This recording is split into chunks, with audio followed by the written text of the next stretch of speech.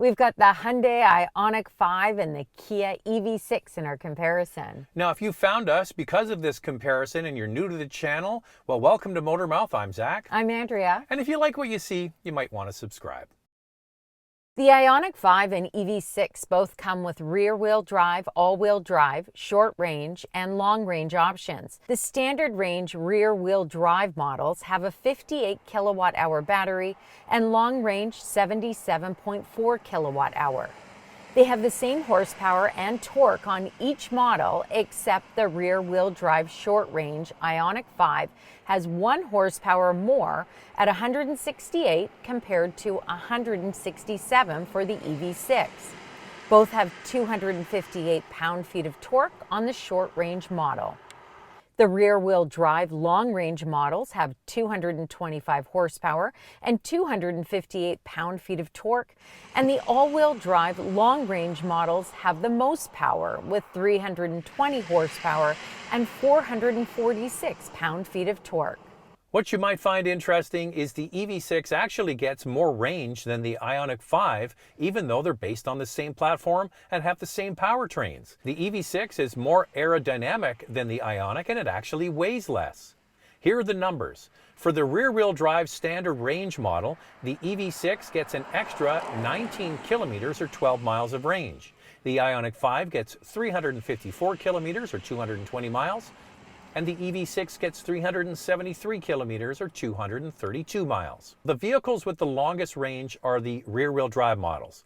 The EV6 gets an extra 11 kilometers or 7 miles. The IONIQ 5 comes in at 488 kilometers or 303 miles. The EV6 is 441 kilometers or 274 miles. For the all-wheel drive long-range models, the EV6 has 27 kilometers, 18 miles more EV range. The IONIQ 5 gets 414 kilometers or 256 miles, and the EV6 441 kilometers, 274 miles. In Canada, the EV6 GT Line Package 1 and Package 2 are both all-wheel drive long-range models. In the US, the GT Line has both rear-wheel drive and all-wheel drive long-range options. The GT Line is not to be confused with the more powerful eGT model, which is coming later this year. All of the information around the eGT has not been disclosed yet. Now, I always joke, one of the problems about buying an EV is it's a spreadsheet calculation. You can see that from the different variants you can get. All-wheel drive, rear-wheel drive, long and short range. Which one do you get? One with slightly more range? It's just a spreadsheet. And that's one of the problems with electric cars is it's kind of clinical. Well, it's a lot of information to take in. We try and break it down as easily as possible, but a lot of info. So yeah, the EV6 is a little bit lighter than the IONIQ 5 and a little bit more aerodynamic. You can see that to the exterior. It just looks a little bit sleeker, less boxy if you ask me. Looks like a car. The IONIQ 5 offers 4 different drive modes: Eco, Normal, Sport, and Snow, and provides performance without compromise. It has a smooth and nimble ride with a quiet cabin. Hyundai focused on noise, vibration, and harshness by putting in a partial sound absorption layer in the carpet, acoustic tires, and a rear subframe damper. The IONIQ 5 comes with paddle shifters to control the regen braking with 4 levels to choose from. Just like the IONIQ 5, the EV6 has instantaneous response you get from an electric motor when accelerating. It's responsive, offers a quiet and sporty drive in sport mode. The Kia has the same drive modes as the Hyundai, and you can also control the regen braking with the paddle shifters behind the steering wheel. The paddle shifter on the left increases the level of regen, the one on the right decreases. You can actually drive and come to a full stop using the paddle shifter on the left, which is different than the IONIQ 5.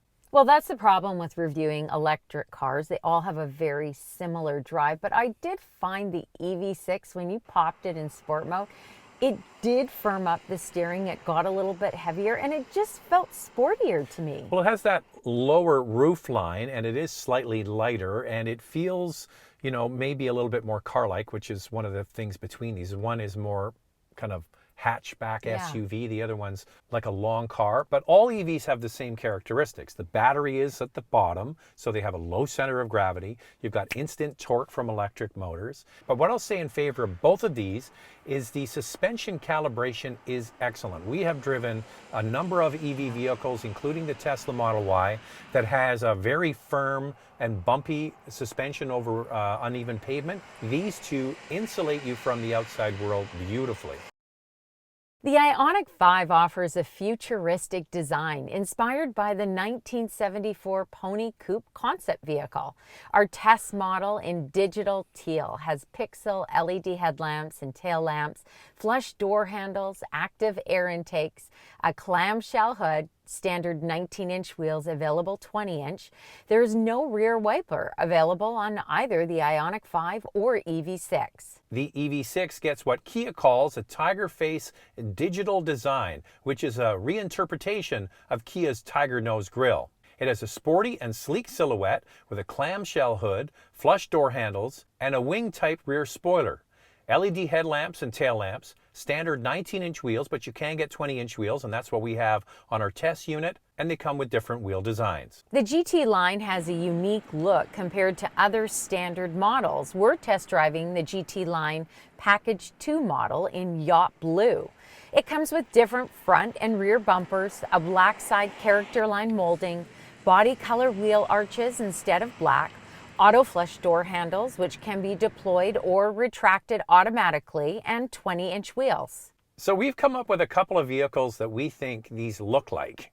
I'll go with the EV6. To me, it looks a lot like Jaguar's I-Pace electric vehicle with a long wheelbase and a very similar silhouette. And you have one for the IONIQ 5, which maybe isn't so flattering, but when you see it, you'll see it as well. So I can't take credit for it. It was an Instagram follower this morning who said, I just can't stop seeing the Plymouth Horizon. The exterior of the IONIQ 5 to me looks more futuristic than the EV6. I can see the EV6 on the road maybe as a gas model.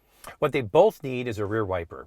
Yeah. Decisions were made apparently at the 11th hour to eliminate a rear wiper.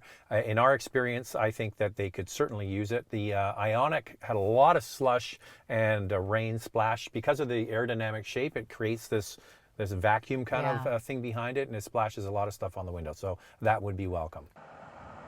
Here's our used car alternative from CanadaDrives.ca. We chose a 2019 Kia Niro SX Touring with 57,643 kilometers for $29,500 Canadian. Click on the tab or the link in the description below to find more vehicles in this category from CanadaDrives.ca. Each week we do this comparison twice. You're watching it on YouTube, but the day before it drops on Instagram, Motormouth_Andrea. Then we collect a few comments and read them out. I have the IONIQ 5, but I have already ordered an EV6 and will switch when it arrives. I feel the EV6 looks better both from inside and outside. The interior also feels more premium. I personally choose the IONIQ 5. It doesn't try too hard. The design is on point, easily could compare with some of the hot hatches like the Golf. I couldn't get past the IONIQ 5 drive selector. It's too much like a wiper or turn signal. We still love our EV6 and you guys. I prefer the IONIQ 5 because that's how I roll. But unfortunately, Hyundai is only selling its battery electric vehicles and PHEVs in the US in 10 states. So where I live, there's only the EV6, and those are very hard to find. The IONIQ 5 has an eco-friendly interior and a smart living theme, integrated digital tech and flexible spaces to create an expansive and open interior. Sustainable materials are used throughout the cabin, including recycled plastic bottles for the armrests. There is an available movable center console that slides back and forth 5.5 inches. This lets the driver choose different seating configurations and gives everyone inside the cabin more freedom of movement. The driver's seat with a relaxation function, which is standard on the top trim, reclines into a zero gravity position so you can relax while waiting for a charge. And the Vision roof, a single glass panel, gives the interior an open and airy feel. The IONIQ 5 comes standard with dual 12.3-inch screens, Apple CarPlay and Android Auto, a power driver's seat, a manual passenger seat, black cloth upholstery, and heated front seats. The top trim with the ultimate package in Canada for $5,000 comes with all those extra features like a glass roof, hands-free smart liftgate, ventilated front seats, heated rear seats, a head-up display, an 8-speaker Bose sound system, wireless charger, a power passenger seat, and a leatherette interior. In the U.S., the smart liftgate, a heated steering wheel, and wireless charger are standard on the middle SEL trim. We feel the EV6 offers a driver-focused cockpit with the start button and dial shifter in the optimal position. It is a premium quality interior with plenty of storage and a slightly curved panoramic 12.3-inch screens, an available 14-speaker Meridian audio system, and a power sunroof.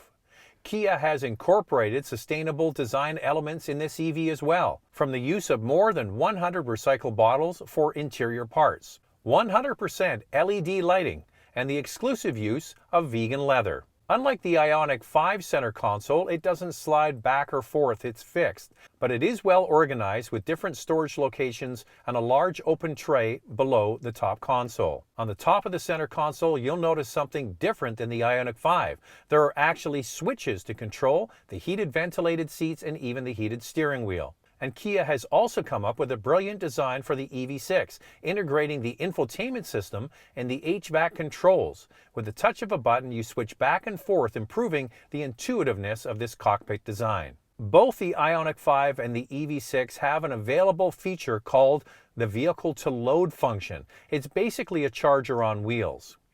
Now, some trims have this system built into the back seat, but for the trims that do not have this, you can buy an adapter and plug it into the outside of the vehicle. Now, heat pumps are vitally important for northern climates. In Canada, if you go one up from the base model, both the IONIQ 5 and the EV6 get a heat pump. For me, I really like the EV6 interior a lot. Not to say I don't like the IONIQ 5. I think I just prefer the Kia better. The faux suede seats remind me a lot of the Kia Stinger. Love that interior. And I also like how the dual screens are kind of curved towards the driver and there isn't that border around them. It's very clean, streamlined, and modern looking. Yeah, we found with the IONIQ 5 that the screen was very flat and quite far away. With the EV6, it maybe feels a little bit closer, but for me, it all comes down to the hotkeys you have for the heated seats and the heated steering wheel. Yeah. It was a source of frustration. And by the way, we had the IONIQ 5 during a cold snap here. So every time you get in and out of the car, you got to jump into the screen to do it. With the EV6, you just get in and push a button and away you go. So we were actually talking about this when we were having coffee this morning. Why do car companies have to make EVs futuristic? Yeah. They know how to do functional and simple interiors that work. So why don't you stick with what works?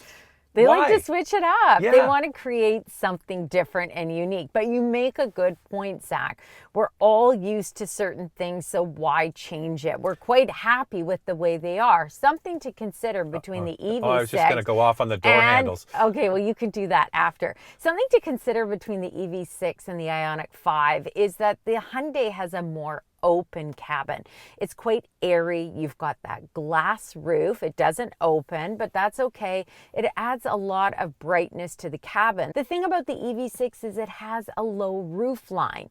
So it makes it feel sportier, but it actually isn't as open. And I think if you're lifting kids and car seats into the back seat, you might find it more of a challenge and you'll be ducking down. Plus, there is only a moonroof. It does open, but Zach, you found the back seat to feel a little bit dark. Well, it's a dark headliner, which looked good in Alcantara, but yeah, kind of a very claustrophobic feeling back seat. Now, there's loads of legroom, but the low roof is something to consider. And I'm 6 feet tall, and I was right at the roof in the front and the back seat. But Andrew, I'm going to go off on the door handles. Back to my, we know how to make cars. You know, like Tesla came out with a yoke-style steering wheel. Yeah. The answer to the question nobody was asking. And flush door handles. You know, other brands do electric cars with regular door handles. I would love that. This flippy door handle thing, to me, these are gimmicks. I think they're gimmicks. Well, I think that you either like them or you don't like them. I don't like them, Andrea. I know, Zach, you've made it clear you do not like them.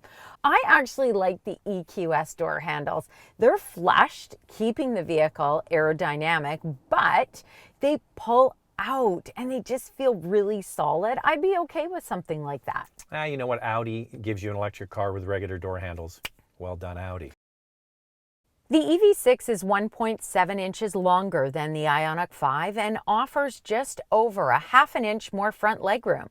The IONIQ 5, on the other hand, has an extra 2.2 inches of height, a little more second row space, and a back seat that reclines and slides. The Hyundai also has an extra 9.1 cubic feet of overall cargo capacity and an extra 2.8 cubic feet of extra space behind the second row. Let's start with the IONIQ 5.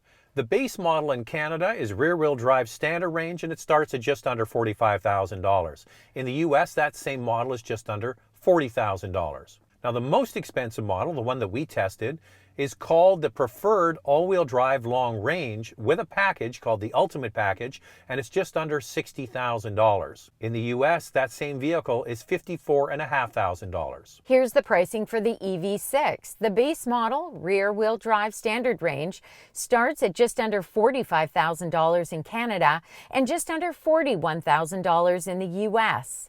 Our top line trim, the GT line with Package 2, in Canada, it starts at just under $62,000 and in the US, just under $56,000. Because both of these are based on the same platform, they both have the same 10.9 kilowatt onboard charger and are compatible with either a 400 volt or 800 volt charging station. With a 350 kilowatt DC fast charger, they can be charged up to 80% in just 18 minutes.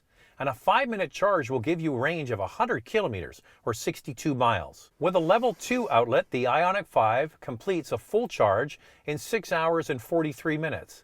And the EV6 in 7 hours and 10 minutes. In the US, IONIQ 5 customers will receive unlimited 30-minute charging sessions for 2 years at Electrify America. And the EV6 comes with 1,000 kilowatt-hour of charging credits on the same network. Unfortunately, Kia and Hyundai Canada do not currently have a charging credit program. The EV6 and IONIQ 5 qualify for the federal EV rebate in Canada of $5,000, and there are provincial rebates available in participating provinces. In the U.S., the EV6 qualifies for a tax credit up to $7,500, as does the IONIQ 5. The IONIQ 5 can tow 2,000 pounds, and the EV6 long-range model can tow 2,300 pounds. There is no tow rating for the EV6 standard range model. Hyundai and Kia offer a warranty of 5 years or 100,000 kilometers, 60,000 miles. Now, Andrea got a question on Instagram and followed up with Hyundai about this, and a major revelation. What was it, Andrea? Yes, so he was asking about the DC fast charger, and that he saw in the owner's manual of the EV6 that using a DC fast charger all the time is not good for the battery. So I reached out to both Hyundai and Kia, and before we recorded this, I heard back from Hyundai, and they said that is correct. You should use a DC fast charger sparingly. So level 2 charger is the way to go. If you are in a condo and you don't have access to a level 2 charger, you can find one outside at any of these networks.